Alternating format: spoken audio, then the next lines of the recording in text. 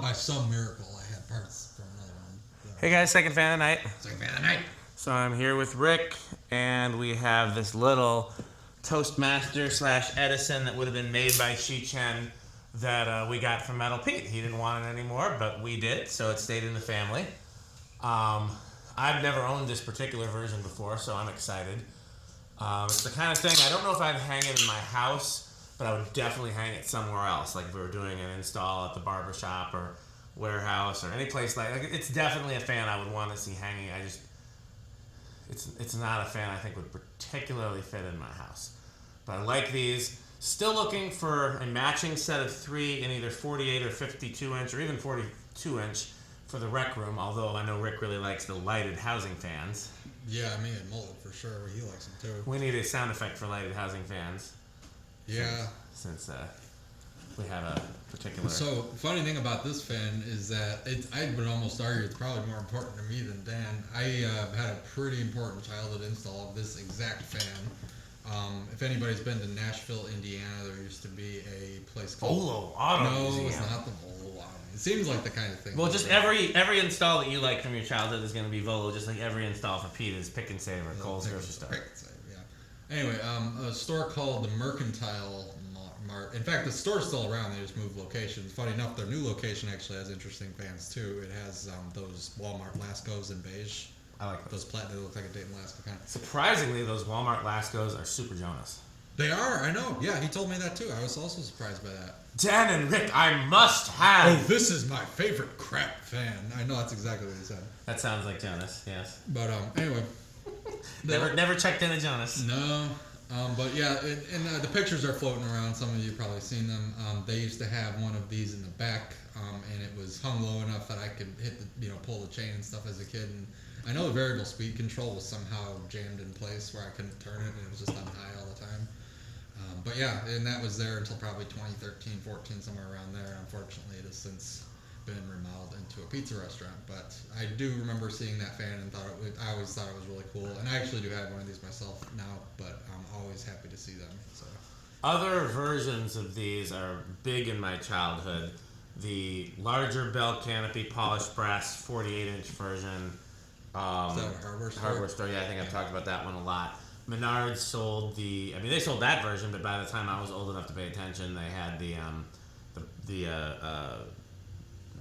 ball socket canopy version, and I know they had 36. At some point, they had 42 and or 48, and then 52. With the more both of those had the more traditional blade irons. The ones with the kind of almost Evergo looking blade irons were a big part of my childhood too. Yeah, I love different variations of that, but I never saw this variation with the Caribbean Breeze style blade brackets until I started collecting. And the this is another Toastmaster / Murray Fife style canopy. Mm-hmm. You looking for the picture of yours? Yeah, no, I almost got it. Okay. Well, you want to turn it to low yeah. So it's a variable speed, and it actually does have pretty good trim pot setting. I wonder if his metal. No, his metal is almost certainly adjusted to trim pot. What'd you say? He didn't mess with it, no, right? He always messes with trim pots. No. It was us who liked it. No, he would adjust it to be lower. So actually, yeah, it is very possible that Pete may have meddled this already. Yeah. Although it's a little slower than I would expect from him. I know. Well, it actually is. Anyway, here is the one. I'm sure you've all seen that picture before. That is the one. It's exactly as we see up there. That's not what I was picturing as far as the install, but I do remember that picture. Yeah. What's the power? That's gonna be a real low power factor. Oh yeah. Let's see. So that quite high current drop. 0.35, 18 watts, and half a power factor. Drawn more wattage than I would have expected going that slow. Mm-hmm. Okay, so I will head up there and dial it up. Is that little slight hum I hear from this fan? It is. It hums like on the low end for some reason, and once you get past a certain point, it gets quiet. Interesting. It doesn't sound like it's coming from the fan. I was like, what light is on? Yep, definitely coming from the fan. Oh, it does. Like I said, it's not very linear. It's kind of like it hits a certain point and then it just takes off. And it also will get quiet at that one point, like right there. Definitely got a little quieter. Yeah, a friend of mine, the first drummer I ever played with, we had a band together in 4th and 5th grade. They had one over their kitchen table that had like a showroom grade 4 light kit, and it had the more like Evergo style badges. Do you know what I mean when I say it had those really thin, flimsy brass badges, and then the diamond shape on the top of the blade? I think so. I'm sure I've seen them. Yeah, but like every wood bladed Evergo has those type of badges. Yeah. No, I think I know what you're talking about. Yeah. And that bell canopy that was over their kitchen table. It's funny because like you think this isn't a very good range, but just when you realize how fast this thing actually goes, it's better than you think.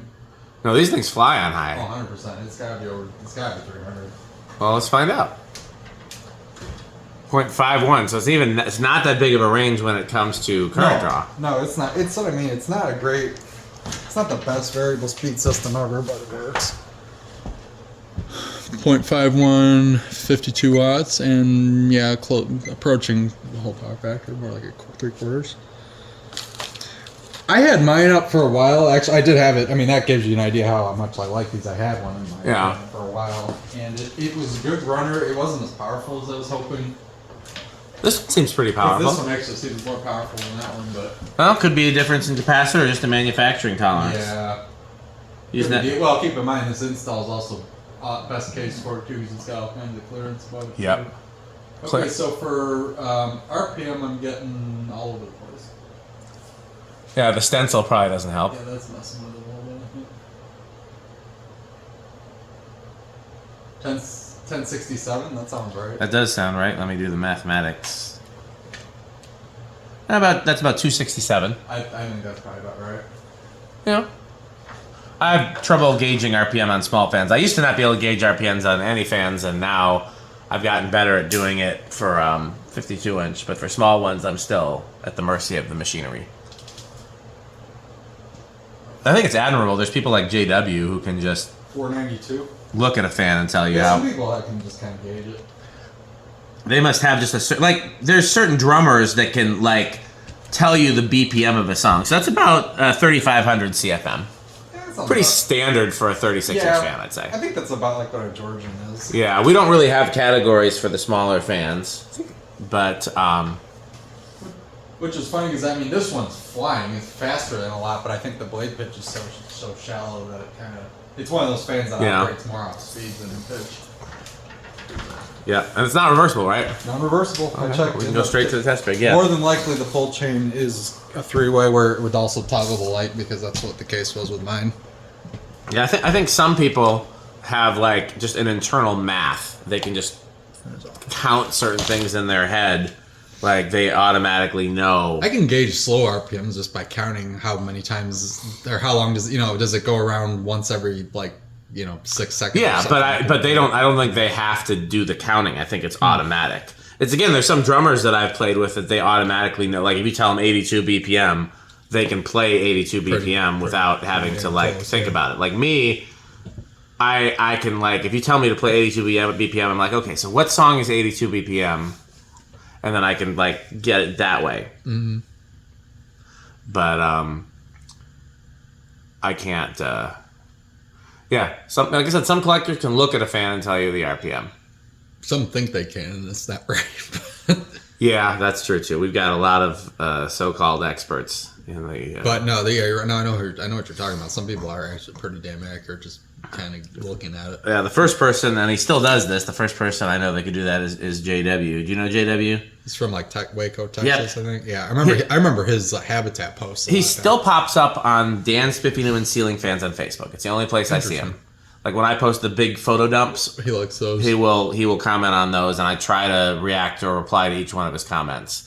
Yeah, JW, he's a name from the past. I haven't. Yeah, heard for I don't know that he's doing much active collecting. He's married and has a family, and he's a teacher. He But probably still does a little fanning. Yeah, there's a lot of fans that he's requested that we test because he wants to see how the performance is. But what I tell people, send them to me. If you send it to me, I'll test it. But otherwise, they can't just materialize. Yeah, even if they are for sale, it's like I have to figure. I can't spend money on things I don't actually want. So, I guess we just go right to test rig. Yeah, where do you think it's gonna start?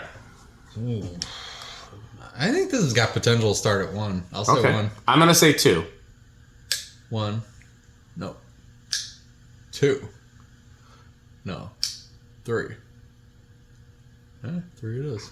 Yeah.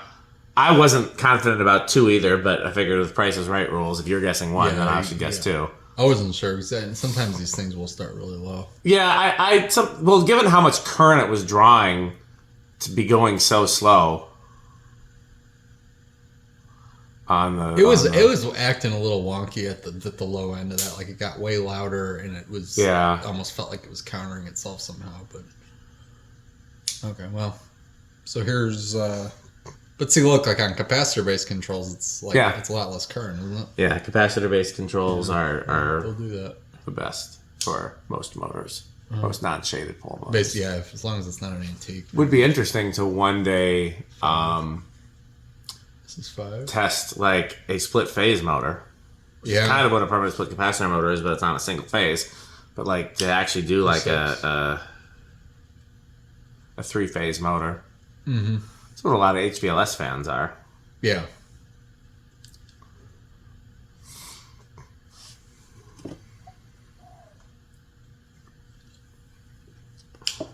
Here is 7.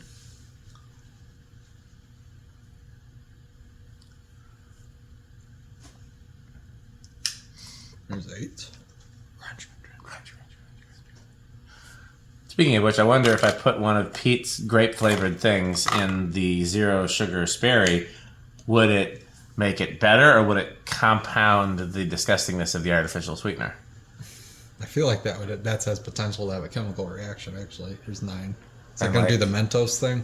Oh, I've heard about that. I've heard that there's people that will deliberately drink soda and Mentos. Oh, yeah. No, it can be like a freaking tornado. What did this draw on high? Because this... It jumped way high just between... So here's 8. Let me do that again. Here's 8. It jumped like almost a whole 1/10 of an amp. Yeah. So there's 8 and there's 9. But on high it was 5 something, it's right? 5 something. We gotta be getting close. I don't remember. Let me check. Yeah, it was 5.1. Oh. So it's interesting. It might go over then. Let's see. So that's 0.49 at 9. Yeah. Here's 10. And we're right.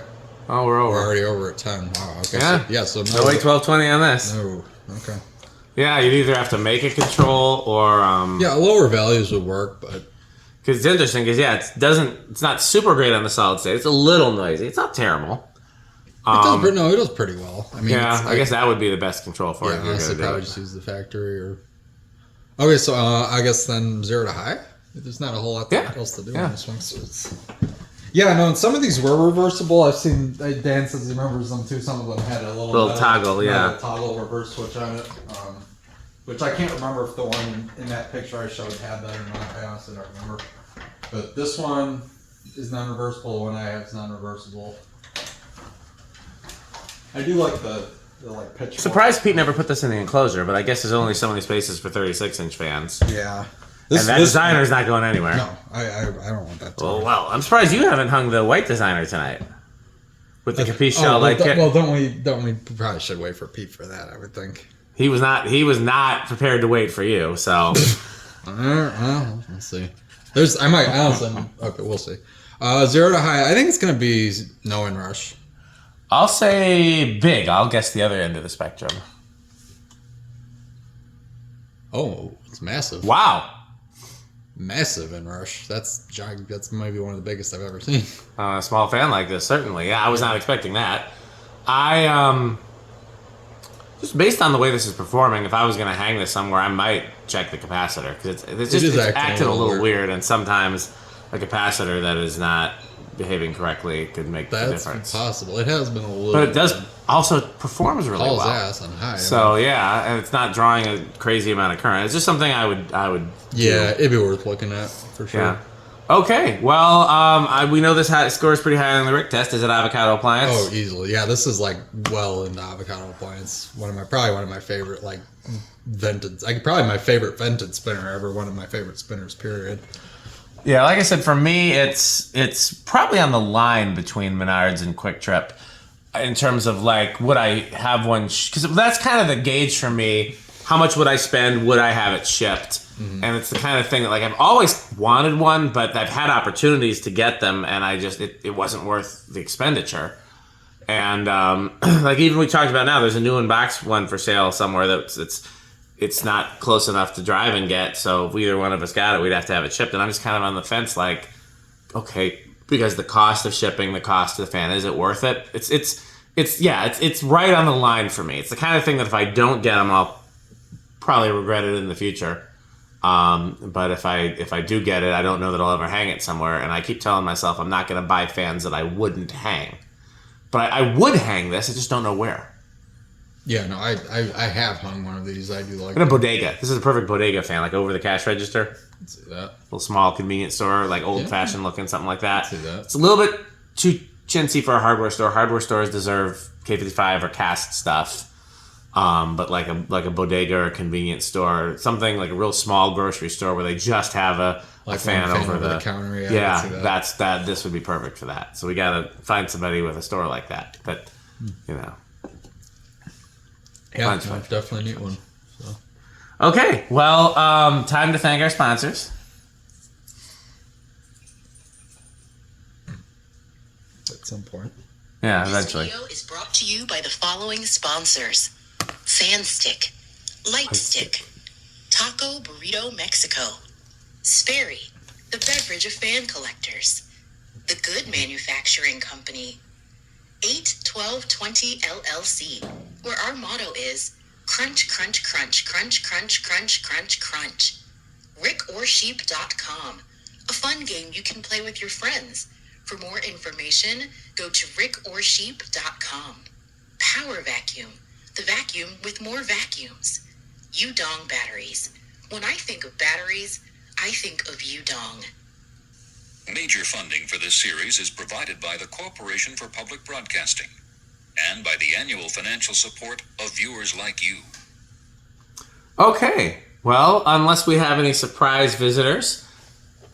Sadly, I don't think so. Just waiting to see. I haven't worked on maybe the sheep. Metal Rick yet. Metal Rick, that would be interesting. Though you need to do, yeah. Who were you working on earlier? You're working on Alec. You could. Yeah, that needs work. That was not very good. I have never done it before. So yeah, well, I tried it and mine wasn't any better. I think we can all do a Jonas and a Metal Pete and a Stuart. Oh, we're gonna go roller skating. I like everybody. I like to go roller skating. It's almost time to go roller. Basically, something to that effect, and he finds it funny. So yeah, well, why wouldn't he? Because he likes everybody. That's true. Yeah, I don't think Stuart has any enemies. I honestly don't know if he's capable of having enemies. People that don't like roller skating. How do you make him mad? I don't know if it's possible. I mean, we could figure out a way, but I wouldn't want to. It'd be like kicking a puppy. Yeah, I kind of would. So, I couldn't do it either. Yeah. Okay. Well, as always, patreon.com/dspiffy for behind the scenes content. And of course, they should do what, Rick? They should buy Fan Stick. Thanks for watching.